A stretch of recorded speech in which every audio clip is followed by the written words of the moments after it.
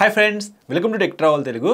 Friends, ఈ వీడియోలో Honda shine 125 కొనుక్కోవాలా, Bajaj company రీసెంట్గా లాంచ్ చేసిన పల్సర్ ఎన్ 125 కొనుక్కోవాలా అనే దాని గురించి డిస్కస్ చేద్దాం. మీరు స్కిప్ చేయకుండా లాస్ట్ వరకు చూడండి.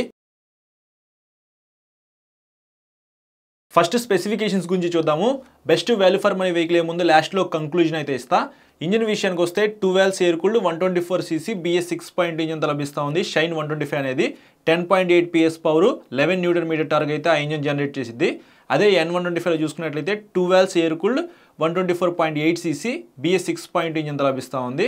అందులో 12 PS power 11 Nm torque generate చేసే ఇంజిన్ ఉంది. షైన్ 125తో కంపేర్ చేస్తే 1.2 PS పవర్ అనేది ఎక్కువ ఉంది. కాబట్టి మీకు ఇనిషియల్గా కొంచెం పికప్ ఉండాలంటే N125 చాలా బాగుంటుంది. కానీ షైన్ అనేది మీకు పవర్ తక్కువ ఉంది కాబట్టి కొంచెం మైలేజ్ ఇచ్చే అవకాశం ఉంది. రెండిట్లో సేమ్ టార్క్ ఉంది, మీకు రెండిట్లో కూడా పెర్ఫార్మెన్స్ ఈక్వల్గా ఉన్నప్పటికీ కొంచెం హైవే మీద ఎక్కువ స్పీడ్ వెళ్ళాలంటే మీకు N125 బాగుంటుంది. సో షైన్లో మీకు అది తగ్గిందనమాట. హైవే మీద మీరు ఎక్కువ స్పీడ్ వెళ్ళలేరు N125తో కంపేర్ చేసుకుంటే, కానీ కొంచెం మైలేజ్ అయితే ఇస్తుంది. ఎంత ఇస్తుంది ఏంటంటే నేను లాస్ట్లో మాట్లాడతాను. ఓవరాల్గా మీకు రెండు కూడా 12 ఎయిర్ కూల్డ్ ఇంజిన్సే, మెయింటెనెన్స్ అయితే తక్కువగానే ఉండిద్ది. కొంచెం పికప్ కావాలి అని అనుకుంటే N125 తీసుకోండి. ఇంజిన్ పరంగా మాట్లాడుతున్నాను. నాకు అంత ఎక్కువ పికప్ లేకపోయినా పర్వాలేదు, కొద్దిగా మైలేజ్ ఇంపార్టెంట్ అనుకుంటే అప్పుడు మీకు షైన్ 125 బాగుండిద్ది. ఇంకా రెండిట్లో కూడా మీకు 5 స్పీడ్ మాన్యువల్ ట్రాన్స్మిషన్ ఇచ్చారు. రెండిట్లో గేర్లు స్మూత్గా ఉన్నాయా, హార్డ్గా ఉన్నాయా అనే దాని గురించి నేను డెడికేటెడ్గా వీడియోస్ రికార్డ్ చేసి అప్లోడ్ చేశా. నా రైడ్ ఎక్స్పీరియన్స్ కూడా మీతో షేర్ చేసుకున్నా. ఒకసారి ఆ వీడియోస్ చూడండి, మీకు ఒక క్లారిటీ అయితే వస్తుంది. ఈ రెండిట్లో ఏదైనా ఒక వెహికల్ కొనుక్కోవాలనుకుంటే ఖచ్చితంగా మీకు ఆ వీడియోస్ అయితే హెల్ప్ అవుతాయి. బ్రేక్స్ విషయానికి వస్తే రెండు వెహికల్స్ కూడా ఫ్రంట్ డిస్క్ బ్రేక్స్తో లభిస్తూ ఉన్నాయి. 240mm డిస్క్ అని చెప్పుకోవచ్చు. బ్యాక్ సైడ్ 130mm డ్రమ్ బ్రేక్తో లభిస్తూ ఉంది. నాకు డిస్క్ వద్దు అని అనుకుంటే మీకు డ్రమ్ బ్రేక్ వేరియంట్స్లో కూడా రెండు వెహికల్స్ అవైలబిలిటీలో ఉన్నాయి. బెటర్ బ్రేకింగ్ కావాలి అని అనుకుంటే ఖచ్చితంగా మీరు డిస్క్ వేరియంట్కి వెళ్ళటమే బెస్ట్ అని చెప్తా.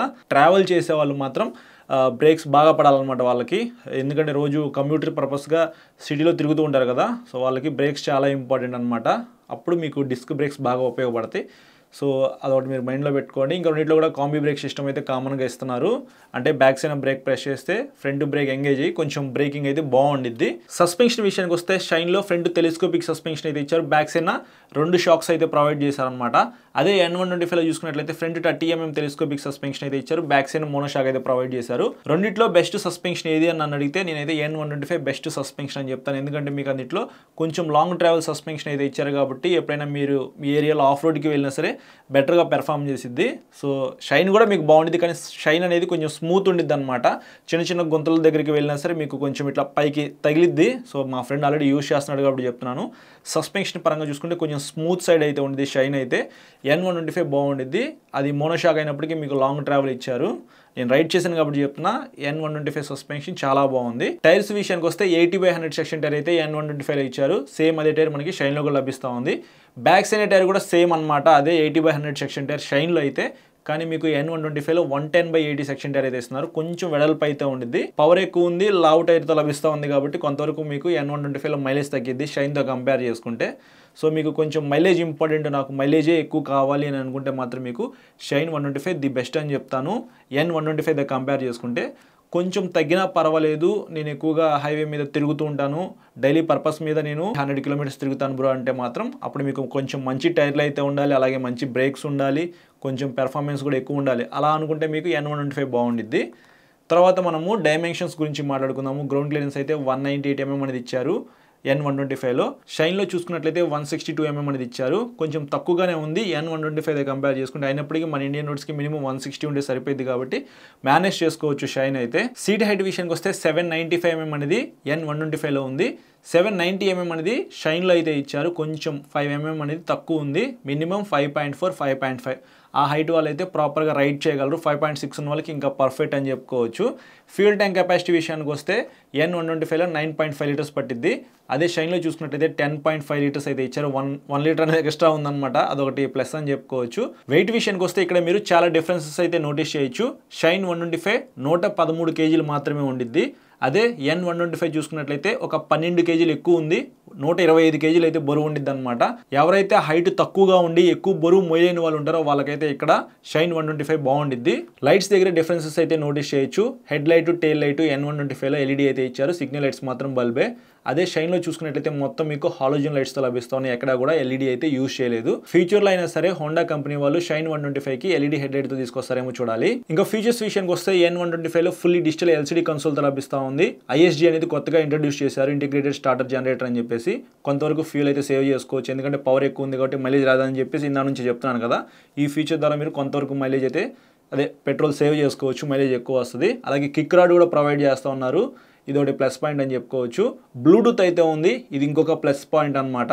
యూఎస్బీ టైప్ ఏ ఛార్జింగ్ సాకెట్ అయితే ఇచ్చారు, మీ ఫోన్కి ఛార్జింగ్ పెట్టుకోవచ్చు. స్ప్లిట్ సీట్తో లభిస్తూ ఉంది, ఫ్యామిలీకి కూడా యూజ్ చేసుకోవచ్చు. మరీ అంత హైట్ అయితే ఏమీ ఉండదు, అలాగే మరీ అంత చిన్న సీట్ కూడా కాదు కాబట్టి ఓవరాల్గా మీకు N125లో ఉన్న ఫీచర్స్ అయితే ఇవి. షైన్ 125లో చూసుకున్నట్లయితే ఫుల్లీ ఎన్లాక్ కన్సోల్ అయితే ఇచ్చారు, స్పీడోమీటర్, ఓడోమీటర్ అయితే ఉన్నాయి. ఎన్లాక్ fuel gauge, high beam low beam indicator, ఇట్లాంటి ఫీచర్స్ మాత్రమే మనకి ఆ కన్సోల్లో కనిపిస్తూ ఉంటాయి. చాలా బేసిక్ కన్సోల్ అని చెప్పుకోవచ్చు.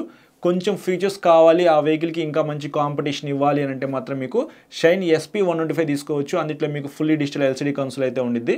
అయినప్పటికీ ఫీచర్స్ పరంగా చూసుకున్నట్లయితే మీకు హోండా వెహికల్తో కంపేర్ చేసుకుంటే బజాజ్ వెహికల్లోనే ఎక్కువ ఫీచర్స్ అయితే ఉన్నాయి. షైన్లో కూడా మీకు సింగిల్ లాంగ్ సీట్ అయితే ఉండిద్ది, ఫ్యామిలీకి ది బెస్ట్ పర్ఫెక్ట్గా సెట్ అయ్యింది అనమాట. N125తో కంపేర్ చేసుకుంటే మీకు ఇందులో ఇంకా ఎక్సలెంట్గా సెట్ అయిపోయింది. చాలా సైలెంట్గా ఉండిద్ది, ఇంజన్ కూడా చాలా స్మూత్గా రైడ్ చేయొచ్చు, కొంచెం క్లాస్గా ఉండిద్ది అనమాట వెహికల్ అయితే షైన్ 125 అనేది. కిక్ రాడ్ కూడా దీంట్లో కూడా ప్రొవైడ్ చేస్తూ ఉన్నారు. సో మనకి ఓవరాల్గా మ్యాక్సిమం కొంతవరకు ఫీచర్స్ అయితే మ్యాచ్ అయినాయి అనమాట ఆ వెహికల్కి ఈ వెహికల్కి. లైట్స్, ఫీచర్స్, టైర్స్ దగ్గర కొద్దిగా డిఫరెన్సెస్ అయితే మీరు నోటీస్ చేయొచ్చు. ఇంకా టాప్ స్పీడ్ ఎంత వెళ్ళిద్ది అని చెప్పేసి ఒక డౌట్ అయితే ఉండిద్ది. రెండు వెహికల్స్ కూడా 100 km/h ఈజీగా అయితే వెళ్ళగలవు. మైలేజ్ విషయానికి వస్తే N125 50 km దాకా మీరు ఎక్స్పెక్ట్ చేసి కొనుక్కోవచ్చు, మైలేజ్ అయితే 50 వస్తుంది అనమాట. అదే షైన్ చూసుకున్నట్లయితే మీకు పవర్ అనేది కొంచెం తక్కువ ఉంది కాబట్టి, సన్న టైర్లు కూడా ఇచ్చారు కాబట్టి, వెయిట్ కూడా తక్కువ ఉంది కాబట్టి ఒక 5 కిలోమీటర్లు మీరు ఎక్స్ట్రా ఎక్స్పెక్ట్ చేయొచ్చు. 60 ఇచ్చినా మీరు ఆశ్చర్యపోవసరం లేదు. నేనైతే ఒక 55 ఎక్స్పెక్ట్ చేసి షైన్ 125 కొనుక్కోమని చెప్తాను. చాలామంది షైన్ 125 కొనుక్కుందాం అనుకుంటారు, ఎందుకంటే రీసేల్ వాల్యూ కూడా ఎక్కువ ఉండిద్ది, మీకు అంత మెయింటెనెన్స్ ఉండదు, రిపేర్ కూడా ఎక్కువ ఉండదు కాబట్టి మీరు షైన్ 125 కొనుక్కోవాలనుకుంటే కొనుక్కోవచ్చు. ఎన్లాక్ కన్సోల్ కావాలనుకుంటే మీరు షైన్ 125 కొనుక్కోండి, లేదు నాకు డిజిటల్ కన్సోల్ కావాలి అనుకుంటే షైన్ SP125 కొనుక్కోండి. అంతే, అంతకుమించి మీకు పెద్ద డిఫరెన్సెస్ అయితే ఉండదు. ఫైనల్గా ప్రైస్ విషయానికి వస్తే 1,20,000 రూపీస్ చేంజ్ అయితే ఉండేదని అనుకుంటున్నాను నేను. N125 అనేది ఎగ్జాక్ట్ ప్రైస్ అయితే నాకు తెలియదు. 1,20,000 నుంచి 1,25,000 మధ్యలో మీరు ఎక్స్పెక్ట్ చేయొచ్చు ప్రైస్ అయితే. వన్స్ ఆ వెహికల్ షోరూమ్కి రాగానే నేను ఇంకొక వీడియో రికార్డ్ చేసి అప్లోడ్ చేస్తాను, దాంట్లో ఎగ్జాక్ట్ ప్రైస్ అయితే చెప్తాను. ఇది మాత్రం 1,10,000 రూపీస్ నుంచి 1,12,000 రూపీస్ మధ్యలో అయితే ఉంది షైన్ 125 అనేది. ఈ రెండిట్లో ఏదైనా ఒక వెహికల్ పర్చేస్ చేయాలనుకుంటే మీకు దగ్గరలో ఉన్న బజాజ్ షోరూమ్ కానీ హోండా షోరూమ్ కానీ వెళ్ళి ఎగ్జాక్ట్ ప్రైస్ అయితే తెలుసుకోగలరు. నేను ఎస్టిమేటెడ్ ప్రైస్ మాత్రమే చెప్పాను, ఎగ్జాక్ట్ అయితే కాదు, అది మీరు మైండ్లో పెట్టుకోవాలి. సో ఇది ఫ్రెండ్స్ మెయిన్ స్పెసిఫికేషన్స్ పరంగా ఈ రెండు వెహికల్స్ మధ్యన ఉన్న డిఫరెన్సెస్ అయితే. కొంచెం పవర్ ఎక్కువ కావాలి అని అనుకుంటే మాత్రం మీరు హ్యాపీగా N125 కొనుక్కోండి, అది బెస్ట్ అని చెప్తాను. ప్రైస్ పరంగా చూసుకున్నా కానీ, ఫీచర్స్ పరంగా చూసుకున్నా కానీ బాగుంది. సో నేనైతే కొంచెం పెర్ఫార్మెన్స్ కోరుకుంటాను కాబట్టి నాకైతే N125 నచ్చింది. మెయిన్ సస్పెన్షన్ అయితే చాలా బాగుంది, ఇంజన్ కూడా స్మూత్గానే ఉంది. లేదు బ్రో నాకు కొంచెం హైట్ తక్కువ ఉంటాను, నేను ఎక్కువగా బరువు మోయలేను, నాకు ఫీచర్స్ కూడా ఏమీ అవసరం లేదు, మైలేజ్ ఇంపార్టెంట్, ఒకవేళ ఒక 5-6 ఇయర్స్ తర్వాత నేను అమ్మేసేసి వేరే వెహికల్ కొనుక్కుందామన్నా నాకు మంచి రీసేల్ వాల్యూ ఉండాలి అని అనుకుంటే అప్పుడు మీరు షైన్ కొనుక్కోవచ్చు. అర్థమైంది కదా కన్క్లూజన్ అయితే. ఈ రెండిట్లో ఏదైనా ఒక వెహికల్ కొనుక్కుంటారని చెప్పేసి నేను అనుకుంటున్నాను. మీకు ఏమైనా డౌట్స్ ఉంటే మాత్రం ఈ వీడియో కింద కామెంట్ చేయండి, లేకపోతే ఇన్స్టాగ్రామ్లో ఫాలో అయిన తర్వాత మెసేజ్ చేయండి, నేను మెసేజ్ చూస్తే మీకు ఖచ్చితంగా రిప్లై అయితే ఇస్తాను. ఇంకోటి రైడర్ 125 కూడా కంపేర్ చేసాము N125 అనేది, ఆ వీడియో కూడా మన ఛానల్లో ఉంది, మీరు ఒకసారి చెక్ చేయొచ్చు. ఈ వీడియో నచ్చితే మాత్రం లైక్ చేసి మీ ఫ్రెండ్స్ అందరికీ షేర్ చేయండి. అలాగే మన ఛానల్కి సబ్స్క్రైబ్ చేయకుండా చూస్తున్నారు బ్రో, సబ్స్క్రైబ్ చేసుకుని పక్కన బెల్ ఐకాన్ అయితే క్లిక్ చేసి పెట్టుకుని నేను వీడియో పెట్టిన వెంటనే మీకు నోటిఫికేషన్ అయితే వస్తుంది. Thank you.